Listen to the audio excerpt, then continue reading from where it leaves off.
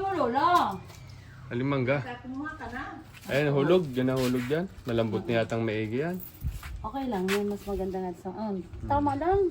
Na nakabili tayo ng ano, lapu-lapu. Kay ate. Ano? Silbungin, lapu-lapu. Kung tawagin. Lapu.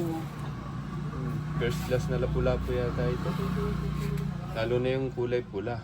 Ano? Yan. Sige ate, kunin mo na yung ano mo. Ilapo mo na. Magkano na nga yan? Per kilo? 180. Oh, 180 lang. Dito sa Bicol, mura. Mura na kumpara sa Lucena at sa Manila. Ano? 180 lang yan. Oh. Libre linis pa. Oh. Sige po, salamat. Thank you din po. Mabibenta pa yan. Yan oh. Malalaki, 1 kilo.